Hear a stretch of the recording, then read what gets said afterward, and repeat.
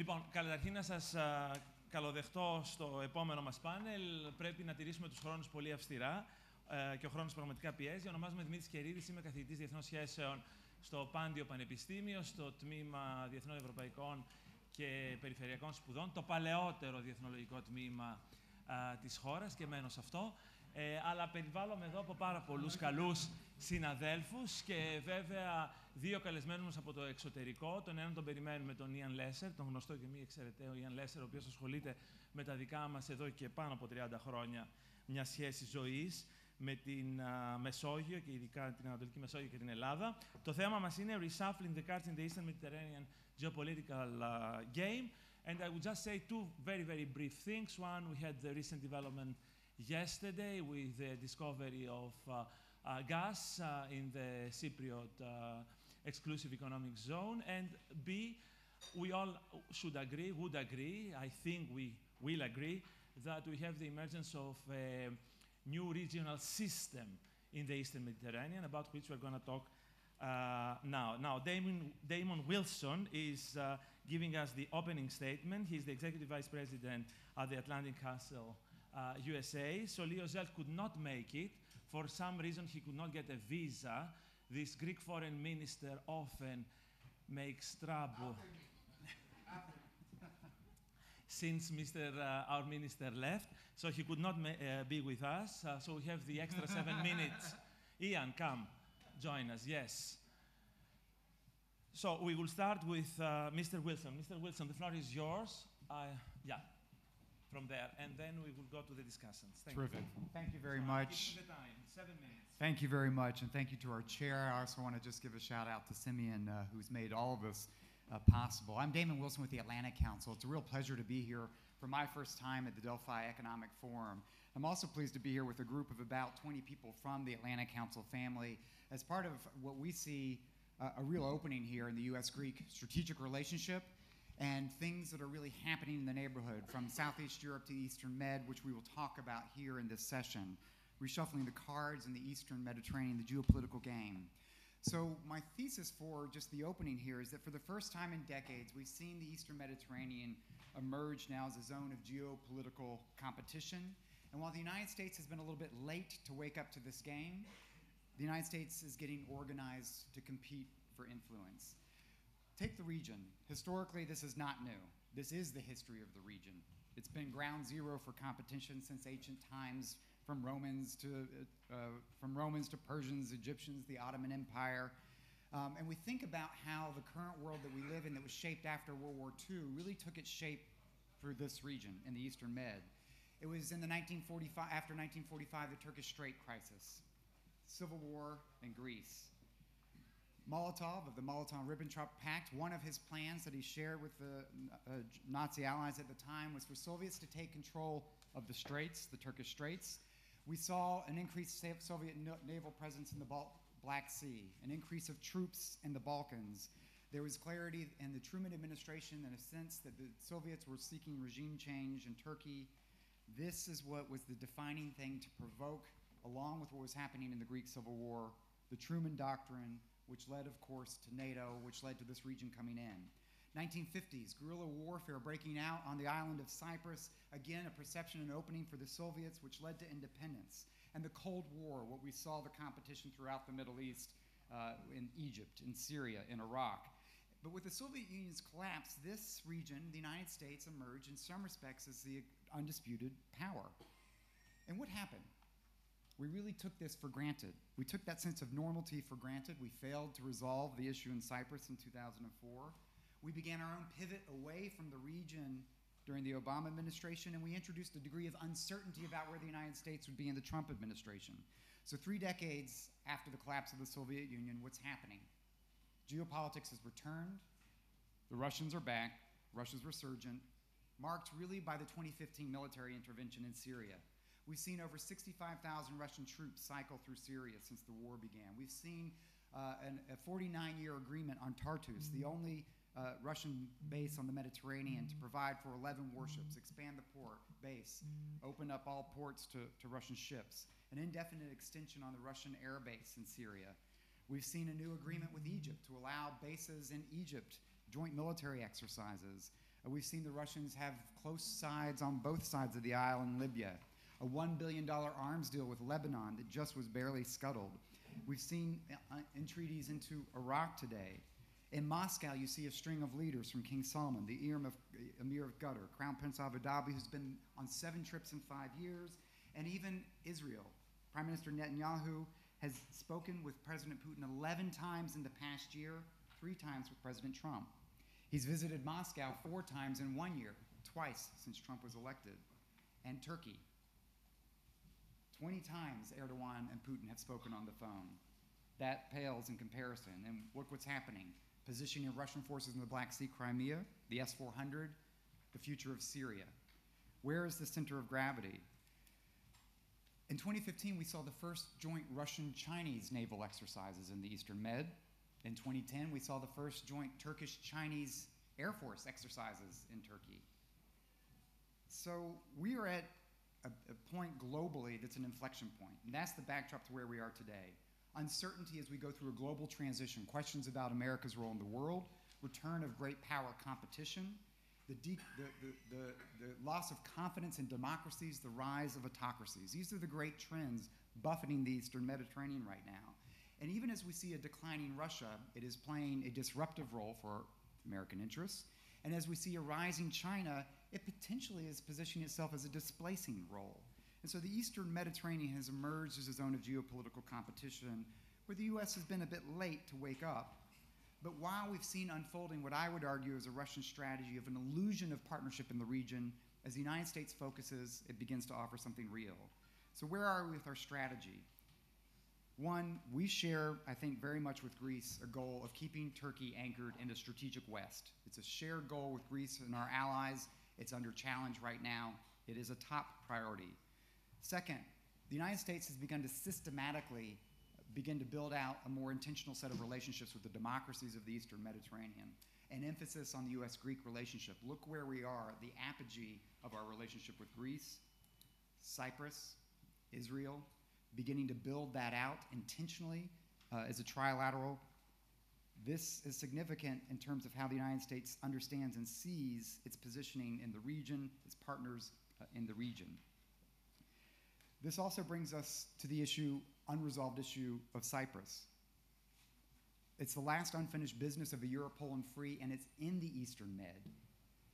A unified Cyprus would eliminate a sense of vulnerability, provide real opportunity, and we're going to see some serious, interesting conversations, imagining what would things look like in the Eastern Med if Cyprus were a member of NATO. If a unified Cyprus, as part of its security guarantees, were anchored in an alliance, how this would change the dynamic. So as you see this unfolding in the Eastern Med, and I'll wrap up with this, the framework of how we're beginning to think about this. You've seen a bolstering of the eastern flank, watching what Russia is doing from the Baltics to the Black Sea on the part of the alliance. An intentional effort to anchor Southeast Europe, the unfinished business in Europe, to achieve the vision of Thessaloniki that one day all of Greece's hinterlands will be integrated into Europe. That's unfolding with North Macedonia. What's up next with Albania and Greek negotiations. The big play there is how we can work with Greece on Serbia's anchoring in the strategic West. We're seeing an effort to bolster and sustain support in Ukraine and Georgia with a very vulnerable Black Sea region and a buildup of forces there. An intentional effort of how we work with Greece to keep Turkey anchored in the strategic West, to build out our platform of democracies in the Eastern Med as key partners, to begin to think dramatically different about the relationship today with the Republic of Cyprus. The administration is about to propose, and Congress is interested in supporting the lifting of ITAR restrictions on our security relationship with the Republic of Cyprus, even as we begin to imagine a unified Cyprus potentially within the NATO alliance. And laying the framework, which I think we'll discuss in this panel, how does that provide a framework for bolstering a sense of security, prosperity, and stability in Eastern Med that doesn't sacrifice our interests or values, but is commensurate with our interests and values, and understanding that what's playing out in this region today is a microcosm of great political trends, geopolitical trends that are shaping sort of an inflection point for the world today, and the Eastern Med is going to be ground zero for that competition. Thank you. Thank you.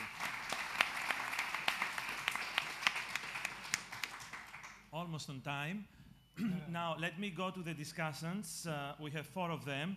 We start with Ian Lesser. Ian, you are the Vice President of the German Marshall Fund, an institution that was established to promote the transatlantic bond, which you would agree is under serious strain these days.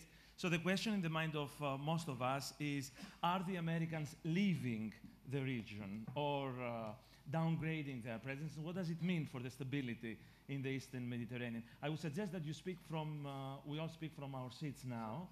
You have the microphone to your left. I don't actually have. He's the only one sitting without a microphone. You can use the podium, it's fine. Or you can use the podium, yeah. Great. Americans are very innovative. Moving shirts. 5 minutes. Okay. Well, a couple of thoughts. First of all, thank you very much. Damon, your comments, I quite agree with what you were saying. I think you characterized the situation very, very accurately in the region. Let me just make 3 points to you. The first is that, I think there's a very real prospect that all of the kind of conditions that you described so well add up to not just a series of crises and risks in the region, which are clearly increasing, but frankly, a kind of durable chaos, which will affect the security interests of everybody in very dramatic ways. The geometries you've described, there are a couple of other things that I think are worth noting. First of all, the return of Iran into the Levant equation in a very, very direct way. And frankly, there is already a hot war going on in the Eastern Mediterranean between Israel and Iran. And I don't see the conditions for that going away anytime soon. At the other end of the spectrum, not at the state end, but in terms of people who are living in this region, it's all about personal security. It's the migration issue, it's questions of criminality, it's questions of cybercrime, all these things that are maybe not unique to this region, but are found in a lot of concentration here. The second point I'd make is about the very direct relationship between what goes on in this region and the security of Europe as a whole. I mean, now that's not new, of course, but it has some specific implications today when Europe is starting to think about what some describe as strategic autonomy, the question that you raise about whether the United States will stay engaged. I think what Europe does in the Eastern Mediterranean, what the EU is capable of doing in the Eastern Mediterranean in the next year is going to be a key test of whether Europe can take on a more direct and cohesive role in foreign and security policy, because these are places where Europe can reach. We're not talking about the Persian Gulf or Asia. These are places where Europe actually can reach. And so in this balance between US engagement and European engagement in the region's geopolitics, this is going to be one of the key areas of change.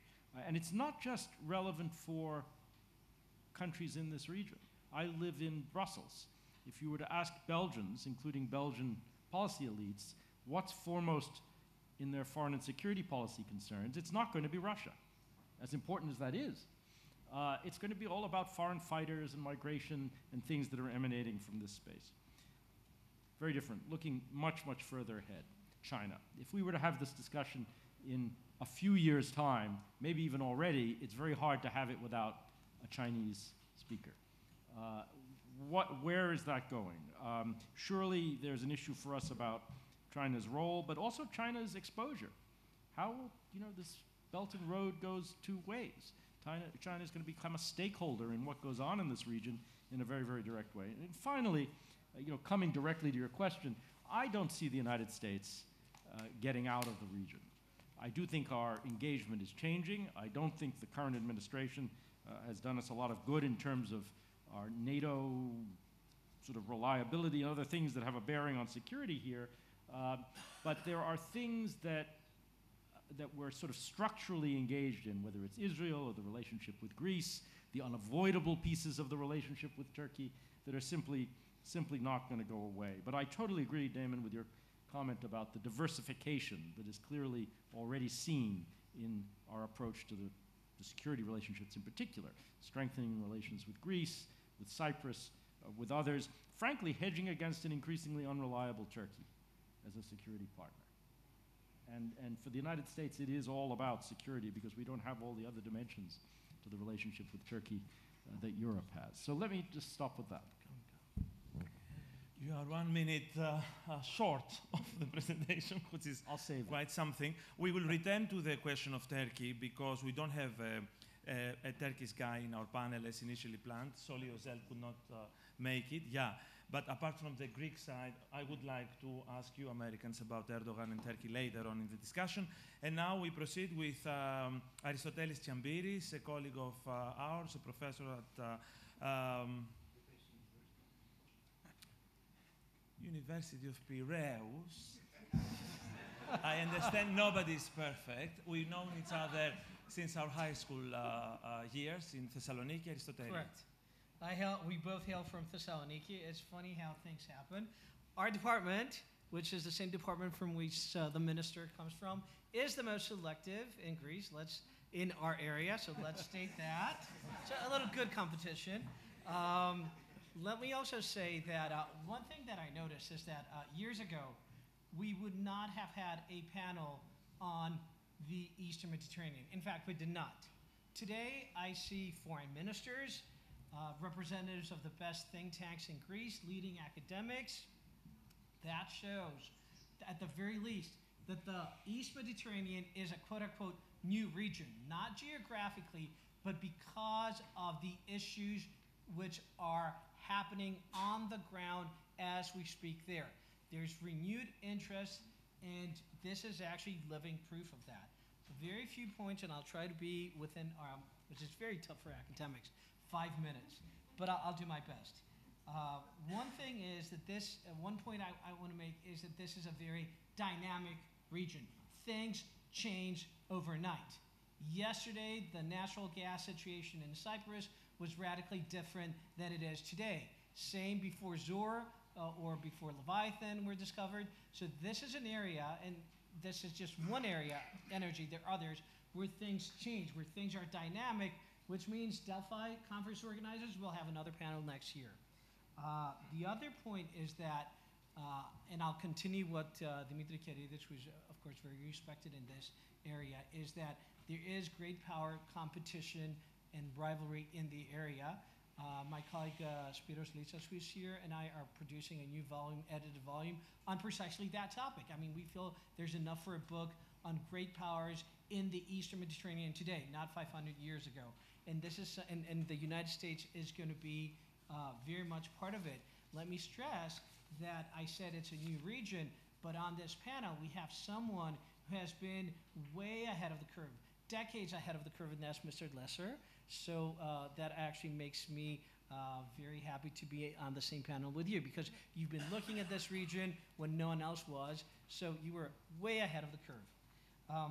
2 or 3 points, and then I'll stop within 5 minutes. One is, let's do a little history.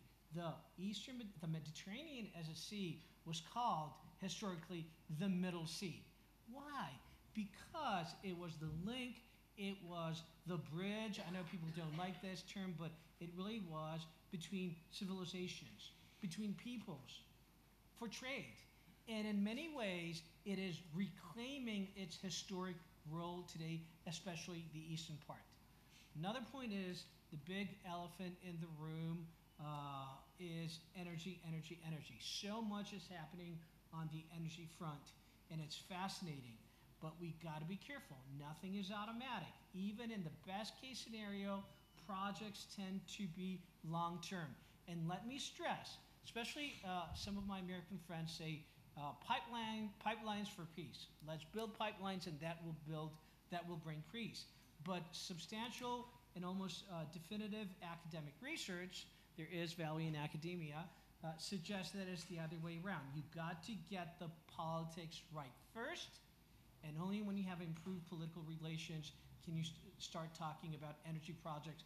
Mr. Kodias, North Macedonia and Greece can now start talking about more energy projects, but it took some kind of improvement on certain fronts. We'll see how this turns out. Final point. When was the last time that you had Israel, Egypt, Jordan, the Palestinian Authority, Greece, Italy, and Cyprus join together and cooperate? Easy answer, never. But it's happening right now. The East Med Natural Gas Energy Forum, just created, just formed, And Andy Zemanides from the Hellenic and American Leadership Council is not here today, but he's on the forefront suggesting what the coal and steel community was for what became the European Union. Natural gas could be for the Eastern Med. We know very well that natural gas and energy is a double-edged sword. It can produce cooperation or it can bring conflict. But right now, we just have a fascinating effort on the ground just happening, and it's exactly the kind of thing that we can support, study, and maybe use to produce a much more stable and prosperous Eastern Mediterranean. Thank you very much. Thank you, Kadir. It is obvious that political relations always help economics, but with North Macedonia, Greece did control the energy sector of that country, the banking sector and the telecommunication sector without a resolution of the problem for the last 20 years. Isn't that so? And it took, of course, the third recapitalization of the Greek banking system for the Greek banking presence in the Balkans to collapse, for which there are political, of course, responsibilities, but it's not the time and the place now to discuss this here. But obviously, politics always helps or harm the economics. Vassilis Karatzas is our third discussant. He's a CIO at the Levant partners here in Greece. Yes. Thank you. 5 minutes. Although we're talking about the Southeastern Med, I think if you really have to find the answers, you have to go a few hundred miles to the east and see what's happening in Kurdistan. Because I would say that's the center of the Southeastern Mediterranean, because that's where the game is being played out. You have all the major security concerns of every player being played out there. Turks are back to a 1990 mentality, and I think the West basically is about to dismember them. The Iranians are trying to pass through and arrive to Palestine. The Israelis and the Arabs are trying to contain Iran there. So all the major players of the Southeastern Med, and namely Turkey and Israel, are basically watching first Kurdistan, and then once we know how this game is being played out, that's when basically we're going to come back and resolve anything in the Southeastern Med. And that's where the Turkish-Russian relationship comes in. Everybody seems to look with great worry at the ambivalence of Turkey. Will Turkey be in the West over the next 10 years or not? I personally think that this is a red herring. Turks are playing that out. They're saying, okay, we're playing with Russians now. For anybody who knows a little bit of history, they would realize, they would know two stories. One is that Kemal Atatürk was the first one to approach the Bolsheviks when the West had no use whatsoever for the Ottoman Empire. The Kathimerini, the Greek daily, for its 100th anniversary, is publishing the first pages of the newspapers 100 years ago. And there was a great article by the New York Times, late August 1922. That's 20 days before the Turks gone into Smyrna. Basically, they're talking about the collapse of the Ottoman Empire. And in the last two pages, the guy wrote, of course, there is a guy called Kemal Atatürk. He's trying to reach the Mediterranean Sea, and he's getting help from the Bolsheviks. And I just think 20 days before this guy took back Smyrna and kicked the Greeks to the sea, as the Turks say, nope, everybody thought Turkey was done, and basically with the help of the Bolsheviks, they managed to do it. The other story, when we talk about the S-400, is to think about what was it that we were buying 20 years ago. We're buying the S-200s. I think they're rotting somewhere now, and S-300, whatever it was. I think they were all paid, but basically never used, never deployed. Is it a big waste of money? You know, in diplomacy, sometimes you have to waste money to win other things. So I think, because now in Greece, we see a lot of triumphalism from certain circles. We don't need to engage Turkey. We're good friends now with Israel, with Egypt, we're part of the Western Alliance. There's so much energy. First of all, on the energy level, I'm not a big believer in energy in general. I don't know of any country that has enriched itself or reached any level of human civilization worthy of its citizens based on energy. There are only 3 countries that have made money on energy: Canada, Norway, and the United States. And this is because they have a very strong institutional framework. Any other country that has tons of oils, I would bet most of you wouldn't like to be citizens of. You would much rather be a citizen of other countries that have no energy. So we have to be careful about all this energy politics. And also, if there is all this great amount of gas that we believe there is in the south of Cyprus, well, I don't think anybody will invest in all the infrastructure that costs tens of billions unless Turkey plays game. And I think the minister before said it very well. When the time comes, and if there's something, we have to sit on the table and do it.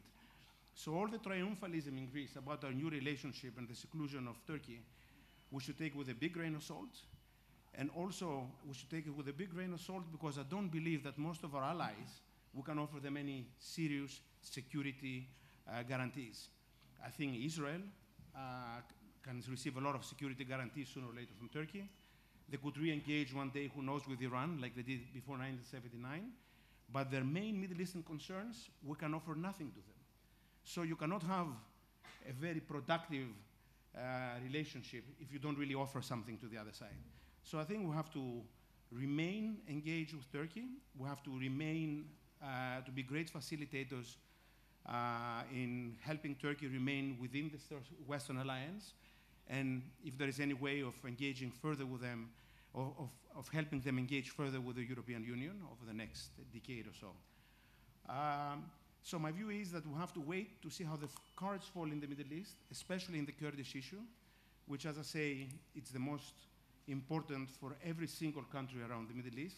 And when we know how the cards are falling and who is dating with whom after all this process, that's when we'll know how the southeastern Mediterranean shapes up. Thank you. Thank you. Thank you very much. Thank you, Vassilis. Now back to Panteion with Haris Papasotiriou, who is the chairman of our department there and the director of the Institute of International Relations at Panteion University. Harry, you can talk for whatever, but two questions, direct questions to you I would like you to address with your well-known dispassionate approach. The first comes from Vassilis' last comment. Do you agree that without Turkey, this whole exercises of trying to divide the East Med economic zones is futile and is done for domestic reasons, or is there any hope there that you can really exclude them from that game? And second, do you think that Greece, as some people might say, has overplayed its hand and overdone it with the approach to Israel? Are there any risks and dangers in that relationship vis-à-vis the Arab world and its traditional alliances with the region that took many in that part by some in that part by surprise? So. Okay. Regarding the first question, I'm not really very much an expert on energy issues, so I'd like to defer on that. Regarding the second, I think Greece is very wise to have a strong relationship with Israel. It has not cost Greece any influence in the Arab world, so it's not either or. I mean, but I wanted to focus a bit on Syria because most of the other issues have been covered. Now, in Syria, we witnessed the unfolding of a major regional confrontation between, on the one hand, Iran, some of the Shia groups in Iraq, the Assad regime, and Hezbollah in southern Lebanon. A rather compact, relatively compact regional coalition. Opposing this relatively compact coalition was a very heterogeneous array, not an array actually, disarray of forces. You had the Sunni Arabs led by Egypt and especially Saudi Arabia, which is very obviously very paranoid about the rise of Iranian power. You had Turkey at the beginning, but once the Kurds in 2015 started gaining autonomy, the Kurds in Syria, Turkey switched side and thought through Assad it could probably deal with the Kurds more effectively. It was Israel against the rise of the Iranian coalition. And so we saw Israel getting very close to Saudi Arabia. Then you had the jihadists. The jihadists included al-Nusra, which was affiliated eventually with al-Qaeda, and ISIS. And ISIS fought against everyone. Fought against al-Nusra, against the Assad regime, against the Sunni Arabs, the rest of the Sunni Arabs. You know, so it's a very kaleidoscopic picture that you see there. One compact alliance on the one hand, but very heterogeneous array on the other. Turkey, by the way, isolated itself from the Sunni Arabs by supporting the Muslim Brotherhood in Egypt, right?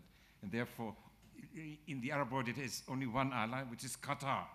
Qatar is the only Arab country that identifies with the Muslim Brotherhood.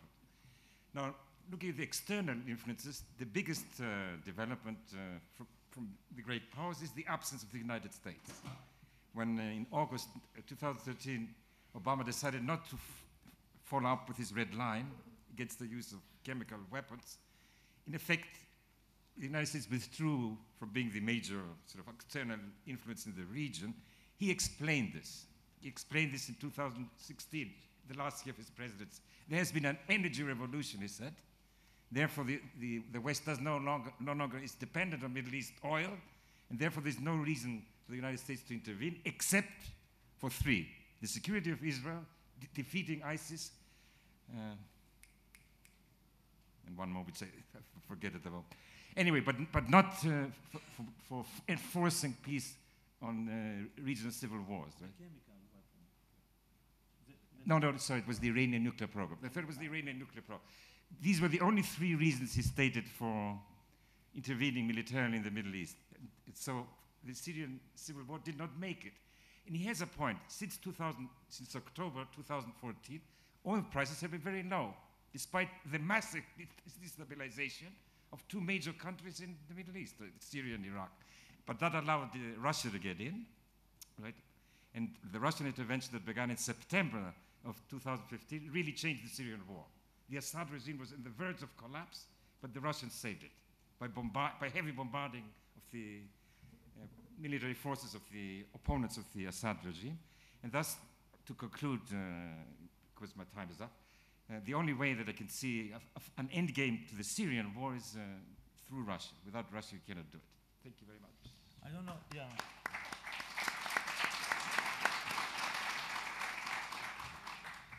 I don't know what happened with everybody, especially with my Greek colleagues, but not only they are on time, they are less than the time allocated, which is a first. I guess it's the Delphi spirit here. Or yes. you. It's because Or maybe of you. me, It yes, has to do with you. I'm enjoying that role of timekeeper too much, I suppose, and I have frightened you all. You're afraid of it. Yes. Well, our last intervention comes from Yannis Smyrlis, who is the Secretary of International Relations at New Democracy Party, the main opposition party of Greece. You are going to have 3 minutes, maybe a little more. Yeah, but I need some time for the discussion as well. Now, Mr. Smyrlis, your president just came back from Russia yesterday.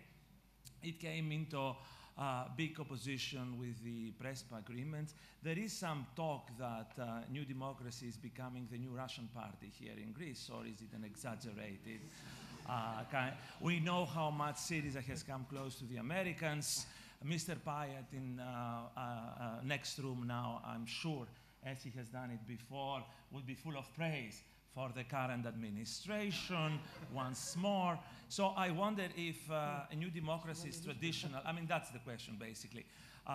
Traditional Western orientation is, just to be provocative here, is in doubt or not? I mean, apart from the rest of the things you want to cover. Thank you.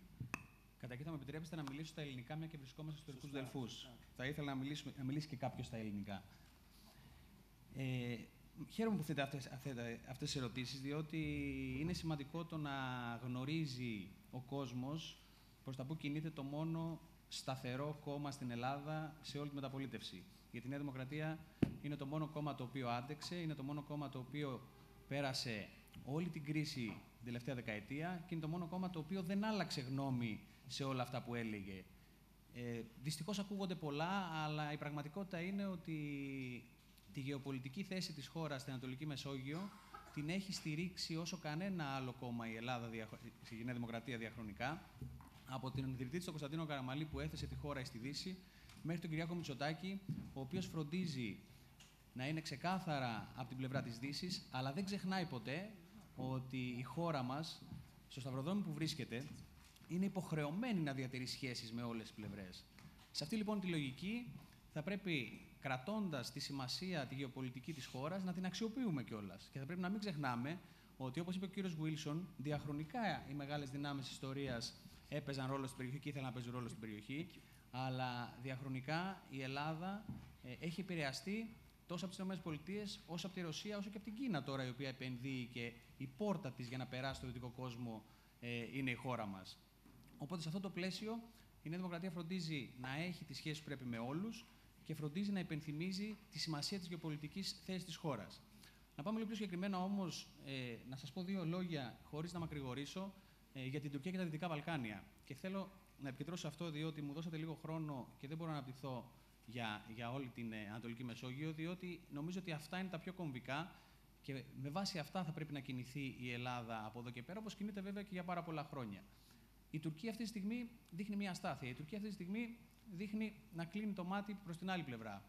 Το πρόβλημα ποιο είναι? Ότι με οποιαδήποτε αντίδραση της Τουρκίας, πάντοτε ο αντίκτυπος ξεκινάει από τη δική μας τη χώρα.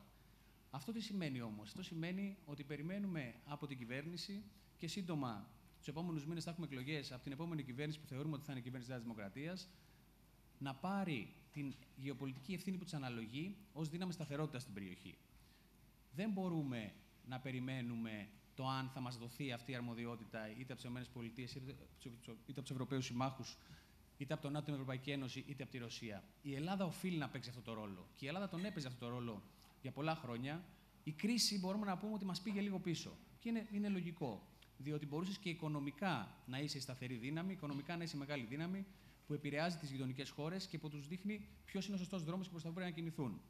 Αυτό μας πήγε πίσω. Όμως, σιγά-σιγά θα πρέπει να ξεπεράσουμε την κρίση και σιγά-σιγά θα πρέπει να καταλάβουμε ότι μέσα από ένα ολοκληρωμένο σχέδιο, το οποίο θα επιτρέψει στους επενδυτές να δουν με άλλο μάτι τη χώρα, το οποίο θα φέρει γρήγορα ανάπτυξη στη χώρα, έτσι θα ξανακερδίσουμε την οικονομική σταθερότητα που θα φέρει και την γεωπολιτική σταθερότητα. Αυτά τα πράγματα πλέον πάνε μαζί. Η παγκόσμια οικονομία είναι πλέον ενιαία, λειτουργεί με τέτοιο τρόπο και η οικονομία επηρεάζει τόσο την πολιτική που θα πρέπει να φροντίσουμε αυτά να γίνουν γρήγορα. Δεν θα πω ότι είμαι δυσαρεστημένος που η κυβέρνηση του ΣΥΡΙΖΑ προχώρησε και αυτή τη στιγμή προσπαθεί να έχει τις καλύτερες σχέσεις με τις ΗΠΑ, αλλά δεν θα ξεχάσω κιόλας το πώς ξεκίνησε και πώς πήρε την εξουσία αυτή η κυβέρνηση. Δεν θα ξεχάσω τις αμερικάνικες σημαίες που καίγανε έξω από την Αμερικάνικη Πρεσβεία, δεν θα ξεχάσω το πώς χαρακτηρίστηκαν οι πολιτικές δυνάμεις, οι mainstream πολιτικές δυνάμεις ως μερκελικές ή υποταγμένες στη Δύση, και δεν θα πρέπει ποτέ να ξεχάσουμε το πόσο πίσω μας πήγε αυτή η κυβέρνηση. Βέβαια, εδώ είμαστε για να μιλήσουμε για το μέλλον. Και το μέλλον πρέπει να είναι ξεκάθαρο. Η χώρα, η Ελλάδα, βρίσκεται σε ένα τέτοιο σταυροδρόμι. Είναι μια μεσαία χώρα σε μέγεθος, μέλος του ΝΑΤΟ, μέλος της Ευρωπαϊκής Ένωσης, παλιά χώρα που ανήκει στη Δύση και αυτός πρέπει να είναι ο γνώμονας με τον οποίο θα προχωρήσουμε. Χαιρόμαστε που όλοι ήρθαν στη γραμμή που έχουμε χαράξει εδώ και 40 χρόνια και θα πρέπει όλοι μαζί τώρα να πάμε ακόμα πιο πέρα. Είναι μια ευκαιρία, βγαίνοντας από την κρίση, να παίξουμε το ρόλο που μας αναλογεί στην ένταξη των Δυτικών Βαλκανίων στην Ευρωπαϊκή Ένωση και στο ΝΑΤΟ, το οποίο δεν θα είναι κάτι εύκολο, δεν θα είναι κάτι γρήγορο. Τα Βαλκάνια, που είναι το δεύτερο κομμάτι που θα ήθελα να πω δύο λόγια, τα Βαλκάνια είναι μισό λεπτό ακόμα έχω, ευχαριστώ. Τα Βαλκάνια είναι μια μπαρουταποθήκη η οποία ανά πάσα στιγμή μπορεί να κάνει έκρηξη. Τι πρέπει να κάνουμε? Θα πρέπει να φροντίζουμε να τους δείχνουμε το δρόμο, θα πρέπει να φροντίζουμε να λύνουμε προβλήματα χωρίς να ξεπερνάμε τις κόκκινες γραμμές που έχει θέσει η χώρα εδώ και πολλά χρόνια. Η Νέα Δημοκρατία δεν τις ξέχασε ποτέ, δεν θα τις ξεχάσει ποτέ, αλλά οφείλουμε εμείς να είμαστε οι πρώτοι που θα τους δείξουμε το δρόμο προς τη Δύση. Είναι πάρα πολύ σημαντικό τα Δυτικά Βαλκάνια να ενταχθούν, αλλά με σωστό τρόπο και χωρίς να κάνουμε τεράστιες υποχωρήσεις στις δικές μας κόκκινες γραμμές. Διότι ο σκοπός δεν είναι να βαλκανοποιήσουμε την Ευρώπη, αλλά είναι να φέρουμε στην Ευρώπη τα Βαλκάνια. Ευχαριστώ. Ευχαριστώ. So we have some time for questions. If you want to raise your hands here and make them as brief as possible. However, as you are preparing your questions, that's a very straight shooting one for our two American friends here. Is Turkey lost for the West? Is the new Turkish foreign policy vis-à-vis the West transactional? Has it lost its strategic, value-based kind of Western orientation that we were used to the last 60 years? Are we in front of a major realignment of Turkey that will be with us if it deems it to its national in favor of its national interest, and if not, against us? This is the question. Now, Spiros, from the University of Macedonia in Thessaloniki, my old school. Thank you, Dimitri. Thank you all for a very interesting discussion. Actually, believe it or not, Dimitri, my question is almost exactly the same. Yours We addressed communicate subconsciously. Yes, yes. Is the old Macedonian bond. And is addressed mainly to the two Americans on panel. I would like your assessment on Erdoganism, you know, the prevailing political and ideological norm in Turkey nowadays, and how formidable, how strong Erdoganism is in a future post-Erdogan era, not only regarding Turkey, but regarding the Western orientation of Turkey in the region and in the international system as well. Thank you. Thank you. Now, Kostas, you go. We'll collect that's so good. that we speed up. Yes. Kostas Ifandis from Panteion University. Here. Yeah. Thank you very much. It is not a question, it's a 10-second intervention. thing, not intervention, about the S-300 missile system. It is fortunately deployed, tested, and fully integrated in the Greek national defense doctrine. Is it deployed in Crete? Yes, Yeah. and it has been tested repeatedly. And actually, and it has been adjusted in order not to inhibit Greece's NATO, you know. Thank you. I don't think that can happen to the S-400. Yes, yes. Okay. With the F-35. Thank you. Yes, of course. Yes. Hello, my name is Iskander Akalbayev, and I'm coming from Kazakhstan. I am also a Millennium Fellow with the Atlantic Council. I have a question to Dr. Ian Lesser. You rightly regard that China is going to be one of those stakeholders that will affect the world politics in long-term perspective. How do you view the recent trends in the US-China relations, and how these geopolitical stakes which are rising between two countries are going to affect medium-sized countries like Greece in the future? Whether they should take a side, or how they will react to this kind of environment? Thank you. Anybody else? Now is the time. Of course, my beloved Andonis Papagiannidis from Action 24 and many other outlets. He's got a history. So my name has been more or less announced. I'm more or less of a journalist. I would like to do a follow-up to the question put by Dimitris Keridis to our Νέα Δημοκρατία participant. I do it in Greek. Περιμένω να ακούσω την απάντηση, and then I do it in English, for the American participants. Θα ήταν κάτι το τραγικό αν η Νέα Δημοκρατία ήταν το νέο ρωσικό κόμμα στην Ελλάδα? I shift to the American participants. Would they feel uneasy if Turkey is more or less lost, or goes to transactional relationship and not strategic one, to lose also Greece if there is a government change and Greece has a Russia-oriented government? Thank you. Thank you. I think we have enough food for thought.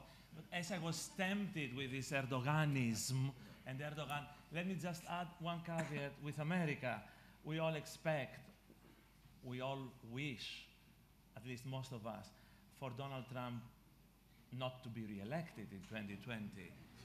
And of course, when we speak about the region, when we speak about international affairs these days, he is the big elephant in the room, no doubt about it. But is Trumpism, not Trump, something more permanent in US foreign policy that will survive a possible defeat of Trump? And what does this mean for the region as well? Let me start with Ian, and you can all add up in that because you all visit and know the US very well. Aris, I know you, and of course Haris and the rest. Yes, Ian. Okay, Dimitri, thank you very much. I mean, on Turkey, you know, I think we sometimes forget how difficult it has always been to manage the relationship with Turkey. I mean, you know, some people would say that in the Clinton administration, this was kind of a golden age in relations with Turkey. It was very tough even then. And so, you know, yes, transactional, it's always been transactional. Here I'm talking about the American piece of this. Has it gotten tougher? Yes. You could say, well, you could either have a values-based relationship, which is clearly almost impossible under the current conditions, or you can have something that's interest-based and transactional, but pick one and make it work. And at the moment, we don't have either with Turkey. And that is, I think, very troubling. At the core of the problem, I think, is the increasing authoritarianism in Turkey, but also this mood of nationalism. Not just in Turkey, frankly, although maybe they're in the vanguard, And you put all of that together, and it makes it a very, very difficult equation. Is Turkey lost? It's not lost. I think it's put the wrong way. I mean, we never had Turkey in a sense that there was a moment perhaps in the 90s after the opening and so on, and the customs union and the opening the accession process, in which the United States was also vested, by the way, where we might have been able to talk about that afterwards. There were people right after that talking about, is Turkey lost? People were writing books about this. I mean, today the situation is far worse. So what I worry about most of all, frankly, is simply Turkish stability. Is that society going to remain stable with all the stresses and strains that you have already mentioned, in fact? I mean, that's a bit on Turkey. I'm interested in what others have to say. On China, I'm very concerned, and it relates to this third question of the Trump administration and its policy. It's not that we don't have issues with China, but it seems to me we are piling up risks in a relationship that had some anchor in economic terms. And when we begin to pull on that string, the risks of getting into some real trouble in the South China Sea or other things, I think, are very real. And finally, if that were to happen, I think it would have obvious consequences for this region, because not only is China a partner in many ways, but the United States is also a key actor. I don't believe the United States is going from this region, but if you were to have a war in Asia, the United States would probably go from this region, just as a matter of distraction. So structural, you asked the question in the end about Trump and structural things. I mean, I am a bit concerned. And make no mistake, in my view, personally, it would make a very big difference if someone else was in the White House. But the United States is not just individual administrations. It's a lot of other things. It's a big system with a lot of stakeholders, and Europeans are beginning to see how you engage with them, whether it's states or cities or others. Some of it is structural. There are protectionists in the Democratic Congress as well. So there are some issues. And of course, in the meantime, others are adjusting their policies. And we may be able to reset Washington, but how will we reset all the others? So I'm not sure I'm leaving you with an optimistic assessment, but I will leave it at that. Yes. I'll jump in with a little bit more of an optimistic. Is this working here? Okay, a little bit more of an optimistic assessment. First, let me take a provocative question that you posed with Ambassador Pyatt giving series of praise in the next door, and the tough question to our New Democracy colleague. Look, don't misread this. Think about our relationship with Greece. From the Obama administration to the Trump administration, we've maintained a bipartisan commitment to a strong relationship with Greece. That's our goal. We actually hope and expect the same from Greece. To be honest, it's not on. Okay. All right. I think you may have caught the gist if you could hear me in the opening. So the point is, we've kept our commitment to Greece bipartisan. We would hope to see a cross-party commitment to that here in Greece. And to be even further honest, if you think about U.S. strategy, that wasn't obvious with the collapse, the financial collapse, the election of a far-left party that did have some worrying trends. So what was our objective as the United States? To ensure at that time that Greece remained anchored in the strategic West and didn't become the Achilles heel either for our economic system, the European Union, or for our alliance in NATO. And so in that respect, we've had a tremendous success in pursuing what might be American interests. And now we actually see a quite strong anchored US-Greek relationship. Our expectation is that would continue and grow regardless of election outcomes here in Greece. New Democracy has had a long history of relationship with the United States, and I would expect that to continue. We do recognize that just like us, the United States has a relationship with Russia, China, other difficult countries. Our allies will have those kind of relationships as well. At the same time, we don't think of them as balancing. We have allies, and then we have to work with our adversaries where it's in common interests or common challenges. And so there is a difference from how Greece would engage with us and engage with Russia and China, which makes sense. This is, after all, a country where we had to worry about our embassy being attacked in the 90s, attacked in the 2000s.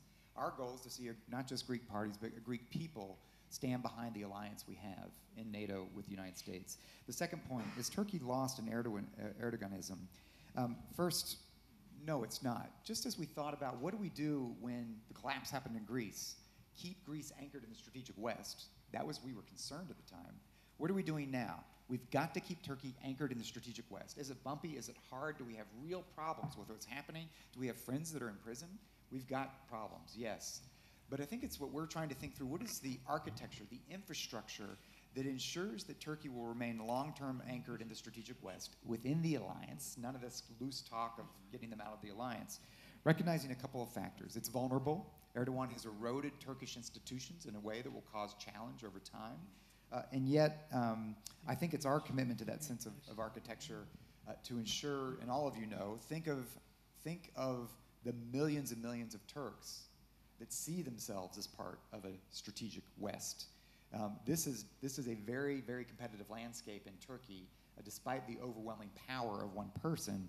And I think we want to give oxygen to all of those Turks, both in government and out, that believe that Turkish interests will best be served in a close relationship with democratic powers. Thank you.